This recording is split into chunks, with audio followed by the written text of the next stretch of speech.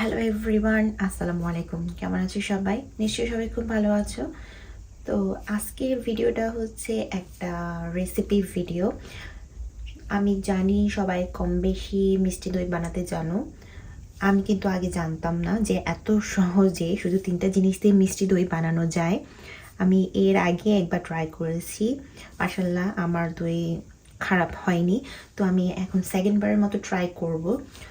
তো দই বানানোর জন্য প্রথমে আমার কি লাগছে আমি সেটাই বলছি। প্রথমে আমার লাগবে টক দই। এখানে আমার 1 কেজির মতো দই আছে, কিন্তু আমার 1 কেজি দই পুরোটা লাগবে না, আমি এখান থেকে আধা কেজি দই ইউজ করব।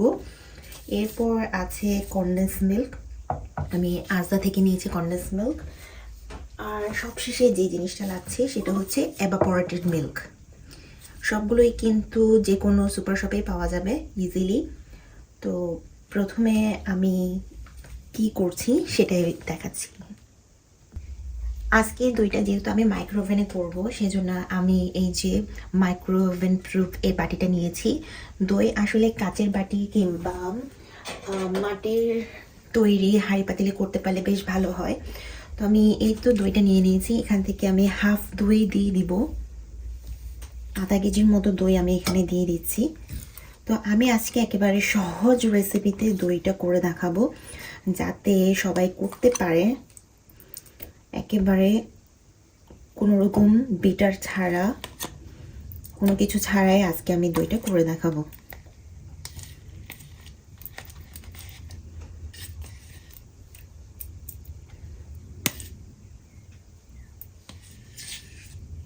এটা কিন্তু যে কোনো টক দই দিয়েই করা যাবে, এমন না যে একেবারে আমি যে দইটা নিয়েছি সেটাই নিতে হবে।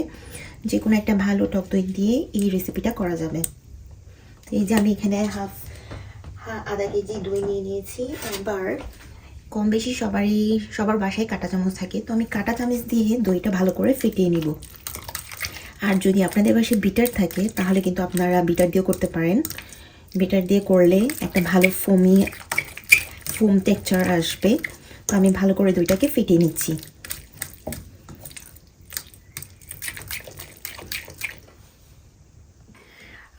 আমি প্রায় 5 থেকে 6-7 মিনিটের মতো দইটাকে ভালো করে কাঁটা চামচ দিয়ে ফেটিয়ে নিয়েছি। এটা আসলে বিটার দিয়ে করলে অনেকটা ফোমি ফেনা ফেনা টেক্সচার আসে, কিন্তু যেহেতু এটা কাঁটা চামচের সেজন্য ওই ভাবটা আসেনি। তারপর আমি যতটুকু সম্ভব এটা কাঁটা চামচে করে নিয়েছি। এবার আমি এখানে যা করব সেটা হচ্ছে আমি এখানে কনডেন্স মিল্ক পুরোটাই দিয়ে দিব। তো কনডেন্স মিল্ক আমি পুরোটাই ঢেলে দিলাম। এখানে 397 গ্রাম কনডেন্স মিল্ক রয়েছে, এই যে 397 গ্রাম। এবার আমি যে কাজটা করব সেটা হচ্ছে আমি এখানে এভাপোরেটেড যে ক্রিমটা ছিল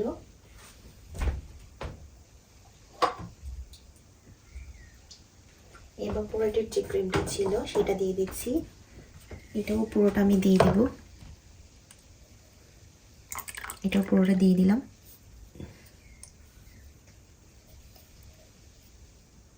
এবার আমি সব কিছু আবার ভালো করে একসাথে মিশিয়ে নেব।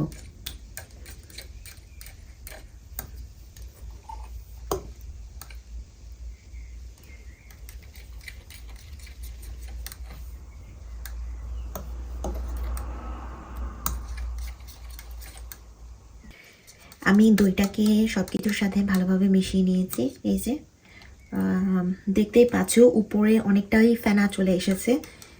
তো এটাকে যতটা ভালো করে মেশানো যাবে ততই কিন্তু ভালো একটা ক্রিমি টেক্সচার হয়ে যাবে, অ্যান্ড দ্য ফেনাও আসবে উপরে। তো আমি মিশিয়ে নিয়েছি সব কিছু। তো এই পর্যায়ে চাইলে ছেঁকেও নেওয়া যায়, কিন্তু আমি আসলে ছাঁকবো না, আমি সরাসরি এটাকে মাইক্রোওভেনে দিয়ে দিব জমার জন্য। তো এখন আমি যে কাজটা করব সেটা হচ্ছে মেইন আসল কাজটা, একেবারে লাস্ট ধাপ। তো এটা এখন আমি মাইক্রোওভেনে গরম করে নিব 5 মিনিটের জন্য। আর আমি কিভাবে করছি সেটাই তোমাদেরকে এখন দেখাচ্ছি। আমি মাইক্রো ওভেনে দইটা দিয়ে দিয়েছি। এবার আমি যে কাজটা করব সেটা হচ্ছে আমি 5 মিনিটের জন্য টাইমটা সেট করে দেব।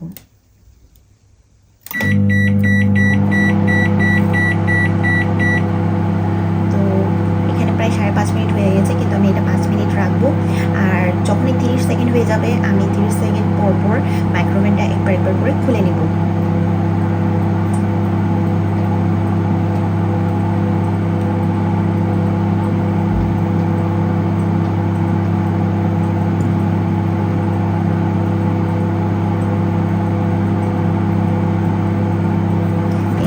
ঠিক এরকম করে 30 সেকেন্ড পর পর মাইক্রোওভেনটা খুলে নেব। আমি দইটা এখন মাইক্রোওভেন থেকে বের করে নিয়েছি। তো এটা এখন আমি ঠান্ডা হওয়ার জন্য দিব। ঠান্ডা হয়ে গেলে আমি এটাকে ক্লিন ফিল্ম পেঁচিয়ে ফ্রিজে রেখে দিব 2 ঘন্টার জন্য। আর 2 ঘন্টা পরেই তোমাদেরকে দেখাচ্ছি যে আসলে দইটা কেমন হয়েছে। অথবা তোমরা চাইলে এটা সারা রাতও রেখে দিতে পারো, যতক্ষণ ফ্রিজিং করা যায় ততটাই ভালো হবে। দইটা আমি সারা রাত ফ্রিজে রেখে এখন বের করে নিয়েছি। তো তোমাদেরকে দেখাচ্ছি দইটা আসলে কেমন হয়েছে। মাইক্রোওভেনে দই করা খুবই সহজ, খুবই অল্প খরচে এবং খুব কম অল্প সময়ে কিন্তু এই দইটা তৈরি করে নেওয়া যায়। কিন্তু এখানে আমি তোমাদের সাথে যে জিনিসটা শেয়ার করব সেটা হচ্ছে, যেহেতু আমি মাইক্রোওভেনে দইটা বসিয়েছি, এই যে চারপাশের অংশটা দেখতে পাচ্ছ, এটা না কিছুটা শক্ত হয়েছে, কিন্তু মাঝখানের অংশটা কিন্তু আসল দইয়ের মতোই হয়েছে, অনেকটা ক্রিমি, নরম, সফট। তো যারা নতুন দই বানানোতে, তারা কিন্তু চাইলে একবার ট্রাই করে দেখতে পারো। দইটা কিন্তু খুবই মজার খেতে। এই যে চারপাশের অংশটা শক্ত, আমি মাঝখানের অংশটাও তোমাদেরকে দেখাচ্ছি যে এটা অনেকটা কতটা ক্রিমি হয়েছে। তো আমার আজকের ভিডিওটা তোমাদের কেমন লেগেছে অবশ্যই আমাকে কমেন্ট করে জানাবে। দেখা হবে অন্য কোনো ভিডিওতে। সবাই ভালো থেকো, সুস্থ থেকো। খোদা হাফেজ।